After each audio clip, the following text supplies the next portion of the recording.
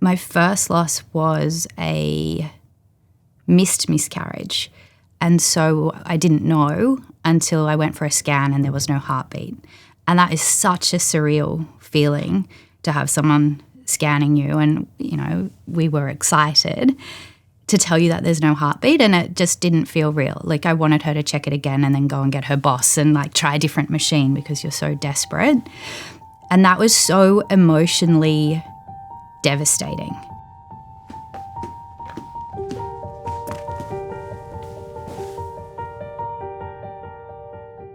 I went to a Catholic girls' school, and so I was told, if you have sex, you will get pregnant. And so when that is drilled into you, you think that getting pregnant's really easy. And so when my husband and I were ready to try, we were so naive, and I like planning things, and I remember so clearly I didn't want to be pregnant over the summer holidays. And so I was like, okay, well, we'll try in February and then we'll have a baby in October and it'll be fantastic. And you start imagining your life and your work and, you know, all of these things that are just really big assumptions. And obviously, you know, 3 years later, I would have given anything to have a baby in the summer holidays. Like, it was such a stupid, naive way to think. But there were a few things that came up. One is I had a subseptate uterus, which is, lots of people have like heart-shaped uteri. I don't know. But mine kind of went all the way down like that. And so I had that surgically corrected. So I had a like regular shaped womb. I had 2 pregnancy losses within the space of 6 or 7 months. And that was when we decided to do IVF. And when we did IVF, I had 2 egg retrievals, and the second one I had really bad OHSS, which is ovarian hyperstimulation syndrome, and I had fluid in my abdomen and my chest, and just a really rare side effect. So it was a process to kind of get pregnant, but we got there. And yeah, all of those things kind of came up and were not planned for. I think no one ever plans for that stuff, but it got us to where we are today. So after that first loss, I mean, that must have felt pretty heavy. Can you walk me through just what went through your mind and your partner? It's so hard. We had planned our lives around this thing happening, and then for it to be taken away from you and to not even know, I didn't even notice.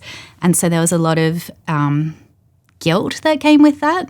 I think my second miscarriage was less emotionally draining, I think, because in a weird way, I don't know if I was kind of expecting it. Like, once you've had one loss, that loss of innocence is there and that loss of naivety is there. And so you're kind of bracing yourself for the next pregnancy.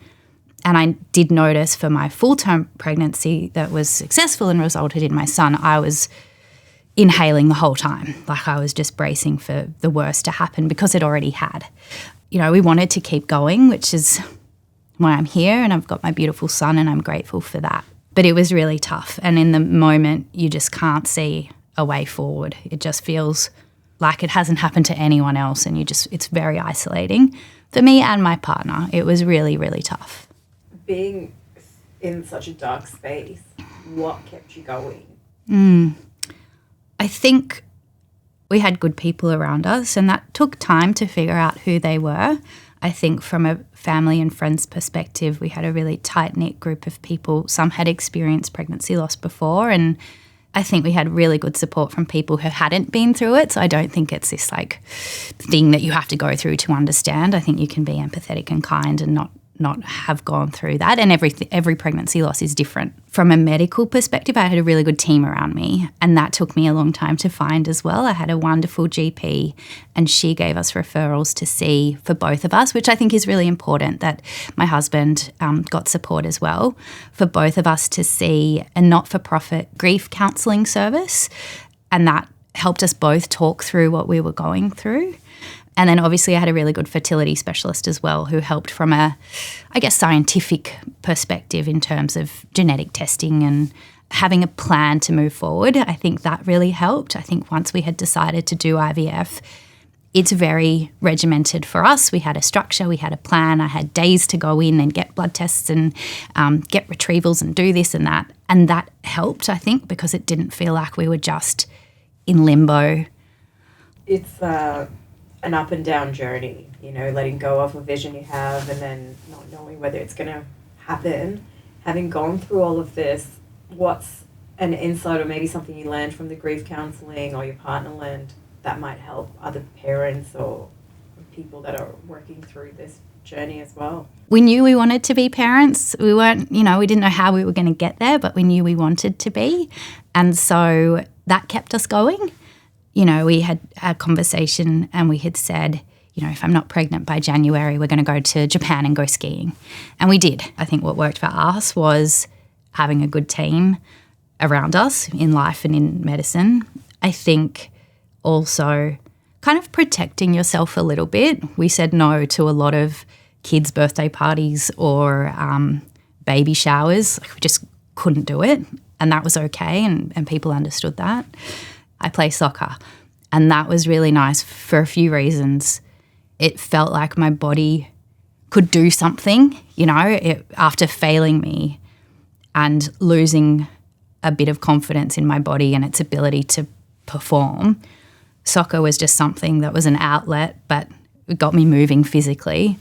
The other thing that it kind of taught us was to just be kinder and kind to people because you have no idea what they're going through. You know, we're at bigger family events or big things at work or whatever, and people would say, oh, you know, you've been married for 5 years, when are you having a baby? Or, you know, I'd hold my friend's kid and someone would say, oh, you're a natural. But when you've gone through loss, that's so loaded. That's really, really hard. But before I had gone through this, I was so guilty of that. I would ask people if they had kids. I'd be making conversation. It was a throwaway line. It's kind of, you know, it wasn't a big deal. And so now I'm really conscious of what I ask and how and why. And so I guess that's my insight. I think, you know, understand that everyone's going through something and might not want to talk about it. And if they do, fantastic. And having been through all of that, you know, I'm not going to say we're better for it and everything happens for a reason and rah, rah, rah. Like that's, I don't believe in that. But I think we're here where we are, and that's just one part of how we got here. Yeah.